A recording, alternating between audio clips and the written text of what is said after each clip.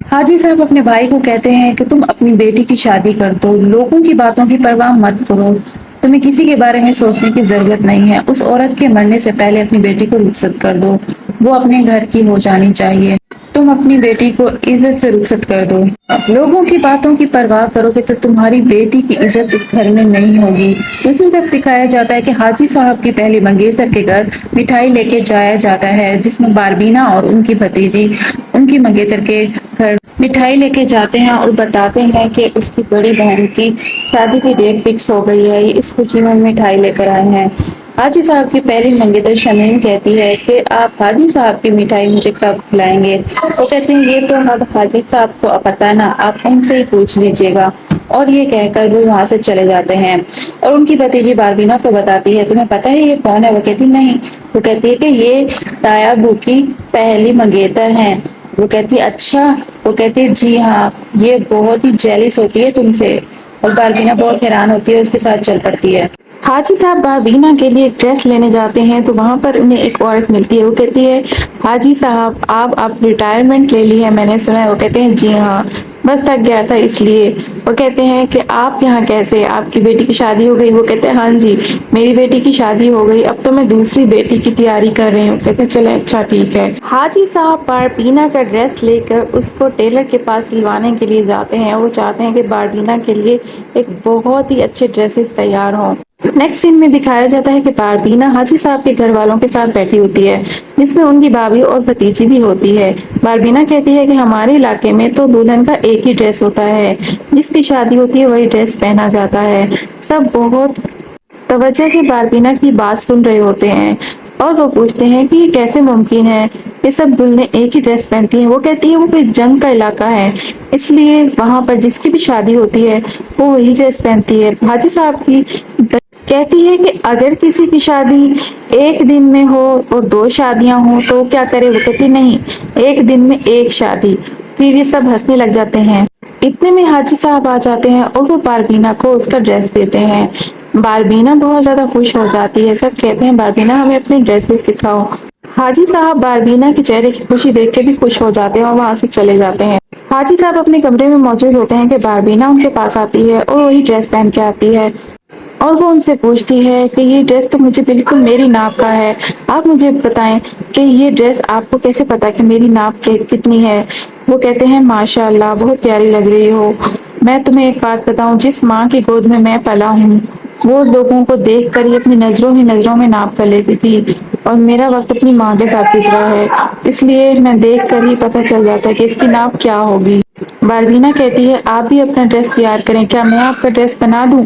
وہ کہتا ہے ٹھیک ہے، آپ میرا ڈریس بنا دیجیے۔ مہندی والا دن آ جاتا ہے اور باربینا سمیت سب تیار ہو جاتے ہیں۔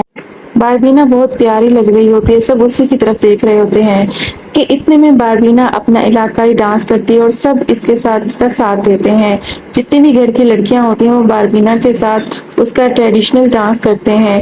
حاجی صاحب کی نظریں باربینا کی طرف ہی ہوتی ہیں کیونکہ باربینا بہت اچھی لگ رہی ہوتی ہے، بلکہ اس گھر کے تمام مردوں کی نظر باربینا کی طرف ہوتی ہے کیونکہ حاجی صاحب کو بالکل اچھا نہیں لگ رہا ہوتا، باربینا بہت پیاری لگ رہی ہوتی ہے اور سب اسی کی طرف ہی دیکھ رہے ہوتے ہیں۔ جو بھی شادی میں مہمان شریک ہوتے ہیں وہ سب باربینا کی طرف متوجہ ہوتے ہیں۔ حاجی صاحب تو اپنا دل ہی ہار بیٹھتے ہیں باربینا کو دیکھ کے۔ حاجی صاحب اپنے کمرے میں موجود ہوتے ہیں، باربینا ان کے پاس آتی ہے اور کہتی ہے کہ آپ کو یہ ڈریس بہت پیارا لگ رہا ہے اور آپ کی مہربانی، آپ نے مجھے یہ ڈریس لے کر دیا۔ وہ کہتے تم بھی بہت پیاری لگ رہی تھی، سب تمہیں ہی دیکھ رہے تھے۔ باربینا کہتی ہے اچھا تو ٹھیک ہے پھر میرا انعام؟ وہ کہتے تمہارا انعام یہی ہے جو میں نے یہ ڈریس پہنا ہوا ہے، ورنہ یہ میں نے رنگ کبھی بھی زندگی میں نہیں پہنا، یہ تو صرف میں نے تمہاری وجہ سے ہی پہنا ہوا ہے۔ باربینا میں نے تمہیں ایک بات کہنی ہے، تم میرے گھر والوں سے دور رہو، وہ نہیں جانتے کہ ہمارے درمیان کیا رشتہ ہے، خاص طور پہ اس غفور سے۔ یہ ساری باتیں حاجی صاحب کی بھتیجی عائشہ سن لیتی ہے اور اسے پتہ چل جاتا ہے، وہ حاجی صاحب اسے سب بتا دیتے ہیں لیکن اس وعدے کے ساتھ کہ وہ کسی کو بھی کچھ نہیں بتائے گی، لیکن وہ بھی ایک وعدہ حاجی صاحب سے لیتی ہے کہ وہ باربینا کو یہیں پر اپنے ساتھ رکھیں گے اور اسے کہیں بھی نہیں بھیجیں گے، اور وہ وعدہ کرتی ہے کہ وہ یہ بات کسی کو نہیں بتائے گی۔ فنکشن کے بعد سب باتیں کر رہے ہوتے ہیں کہ کتنا پیارا ڈانس کیا تھا تم لوگوں نے، یہ ویسے پریکٹس کتنے دنوں میں کی؟ سب لڑکیاں کہتی ہیں میں 3 دنوں میں، وہ کہتے ہیں پھر بھی تم نے اتنے اچھے ڈانس اسٹیپ کیے۔ سب مرد کہتے ہیں باربینا تو بہت ہی پیاری لگ رہی تھی، سب مہمان اسے ہی دیکھ رہے تھے، ویسے وہ بہت ہی کمال ہے۔ ویسے کہا حاجی صاحب اسے کتنے پیسے دیں گے؟ 20 سے 25 ہزار تو بنتے ہی ہیں نا، ویسے تو اس کے 2 3 مہینے ہی رہتے ہیں۔ حاجی صاحب کی بڑی بھابھی کہتی ہیں بس باربینا کے جامنے کا میرے سامنے نام نہ لو، میرا تو دل ہی گھبراتا ہے کہ میں باربینا چلی جائے گی تو۔ حاجی صاحب کی بھتیجی کی بارات کا دن آتا ہے اور سب بہت اچھے تیار ہوتے ہیں، سب بہت خوش ہوتے ہیں، لیکن باربینا کی تو اپنی ہی جگہ ہوتی ہے، باربینا بہت پیاری لگ رہی ہوتی ہے۔ عائشہ باربینا کا ہاتھ ساری فنکشن میں پکڑی رہتی ہے اور اسے اپنے ساتھ بٹھاتی ہے۔ اتنے میں عائشہ کا نکاح ہونے لگ جاتا ہے، حاجی صاحب اس کے پاس آتے ہیں اور اس سے پوچھتے ہیں کہ کیا تمہیں یہ نکاح قبول ہے؟ وہ اس کا نکاح ہو جاتا ہے اور یہیں پر باربینا کو اپنا اس نکاح کا وقت یاد آ جاتا ہے جب اس کا نکاح حاجی صاحب سے ہوا تھا اور وہ اس نکاح کے بندھن میں بندھ کے حاجی صاحب کے ساتھ یہاں تک پہنچی اور عائشہ کا نکاح ہو جاتا ہے۔ سب اس کو مبارکباد دیتے ہیں اور سب بہت خوش ہوتے ہیں۔ اتنے میں وہ وہاں پر نکاح کے بعد اسٹیج پر آ جاتی ہے اور دولہا بھی صاحب آ جاتے ہیں اور عائشہ باربینا کو اپنے پاس بلاتی ہے اور اپنے ساتھ ہی کھڑا رہتی ہے، باربینا اس کے ساتھ ساتھ ہی رہتی ہے، وہ اس کا ہاتھ پکڑتی ہے اور اسے اپنے ساتھ ہی کھڑا کر لیتی ہے اور کہتی ہے کہ بس اب مجھے کوئی فکر نہیں ہے۔ اتنے میں وہ شمیم جو حاجی صاحب کی پرانی جو منگیتر ہوتی ہے، وہ حاجی صاحب کی بڑی بھابھی کو کہتی ہے کہ تم نے دیکھا تمہاری جٹھانی تو بہت ہی پیاری لگ رہی ہے، دلہن تو وہی لگ رہی ہے۔ وہ کہتی ہے تم کیسے کہہ سکتی ہو، تو حاجی صاحب کی بیٹیوں جیسی ہے، اور وہ کہتی ہے دیکھ لینا کہیں تمہارے شوہر کے ساتھ ہی نہ نکاح پڑھا لے، اور وہ خیالوں ہی خیالوں میں حاجی صاحب سے اپنی شادی کا وہ خیال دیکھ رہی ہوتی ہے۔ عائشہ کہتی ہے کہ میں بہت خوش ہوں کہ حاجی صاحب آپ میرے، جب میں یہاں سے چلی جاؤں گی تو باربینا آپ کا خیال رکھے گی، بس باربینا آپ کے ساتھ رہے گی۔ وہ کہتی ہے تمہیں اپنا وعدہ یاد ہے نا؟ وہ کہتی ہے جی ہاں، بس اب میں مطمئن ہوں کہ باربینا یہاں پر رہے گی آپ کے خیال رکھنے کے لیے۔ رخصتی کے بعد حاجی صاحب اپنے کمرے میں ہوتے ہیں اور آنسو بہا رہے ہوتے ہیں۔ اتنے میں باربینا آتی ہے اور حاجی صاحب کو کہتی ہے آپ چائے پی لو، وہ کہتے ہیں مجھے ضرورت نہیں ہے، میں نے نہیں پی، اور حاجی صاحب کہتے ہیں کہ تم بس جاؤ آرام کرو۔ وہ کہتی ہے نہیں، میں یہاں پر آپ کے خیال رکھنے کے لیے آئی ہوں، مجھے پتا ہے آپ عائشہ کی رخصتی کی وجہ سے بہت غمزدہ ہیں، جب میری شادی ہوئی تھی میری ماں بھی بہت پھوٹ پھوٹ کے روئی تھی۔ اور یہی بات کہتے ہوئے باربینا بہت زیادہ پھوٹ پھوٹ کے رو کے حاجی صاحب کے کندھے پہ سر رکھ لیتی ہے، اور اتنے میں حاجی صاحب کی منگیتر شمیم آ جاتی ہے اور وہ کہتی ہے کہ تم مجھے یہ بتاؤ کہ تم کیا لگتی ہو حاجی صاحب کی۔ حاجی صاحب سے پوچھتی کہ تمہاری کیا لگتی ہے، مجھے بتاؤ کہ کیا رشتہ ہے تمہارا۔ حاجی صاحب کہتے کہ یہاں سے چلی جاؤ۔ وہ کہتے نہیں، میں اسے پوچھے بغیر نہیں چاہوں گی کہ تم دونوں کا رشتہ کیا ہے، کیا ہے تمہاری یہ بیٹی ہے کیا تمہاری، اور کون ہے؟ حاجی صاحب بہت سختی سے کہتے ہیں کہ بس بہت ہو گیا، اب میں برداشت نہیں کروں گا، بس چپ ہو جاؤ یہاں سے چلی جاؤ۔ حاجی صاحب کا بہنوئی کہتا ہے کہ مجھے پتا ہے باربینا اور حاجی صاحب میں جو کھچڑی پک رہی ہے میں اچھے سے جانتا ہوں، میں تمہیں بتا دوں کہ ان دونوں میں کچھ نہ کچھ تو ہے۔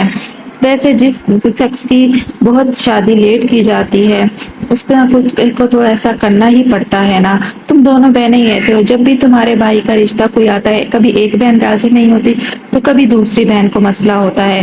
وہ کہتی ہے میرے بھائی نے اگر شادی کرنی ہوتی نا تو کسی کی پرواہ نہ کرتے اور شادی کر لیتے۔ وہ کہتا ہے کہ اگر تم کہو تو باربینا سے میں شادی کر لیتا ہوں، گھر کی بات گھر میں رہے گی، وہ کہیں جائے گی بھی نہیں اور ہمارا بچہ بھی ہو جائے گا اور بچے کو ہم پالیں گے، بس باربینا کو تو ہم نے استعمال کرنا ہے، تم بس مہارانی بن کے رہنا، مالکن بن کے، باربینا جہاں رہتی ہے وہ وہیں رہتی رہے گی، تمہیں بچہ بھی مل جائے گا اور تم خوش بھی ہو جاؤ گی، باربینا کی تمہیں پرواہ کرنے کی ضرورت نہیں ہے، وہ جیسے حاجی صاحب کی خدمت کرتی ہے وہ کیسے ہی کرتی رہے گی۔ حاجی صاحب کی بہن یہ باتیں سن کے بہت زیادہ سکتے میں آ جاتی ہے کہ یہ تو میرا شوہر باربینا پہ ہی نظر رکھ کھڑا ہے، وہ اب یہی سوچ رہی تھی کہ باربینا کو یہاں سے اب بھگانا ہی ہے۔ حاجی صاحب کی منگیتر شمیم اپنے بھتیجے کے آگے رو رہی ہوتی ہے، وہ کہتی ہے کہ میں کیا کروں، وہ پتہ نہیں کون ہے، اس کا کیا رشتہ ہے، مجھے تو لگتا ہے اس نے پھنسا لیا حاجی صاحب کو۔ کہتا ہے میں نے پہلے بھی کوشش کی تھی اس لڑکی کو یہاں سے بھگانے کی، لیکن حاجی صاحب نے مجھے ہی یہاں پر ایسا فون کیا کہ میری نوکری خطرے میں پڑ گئی، اب میں کچھ بھی نہیں کر سکتا، اگر آپ کہیں تو میں گولی مار دوں۔ کہتی بس تم یہی کر سکتے ہو، اور پھر وہ رونے لگ جاتی ہیں۔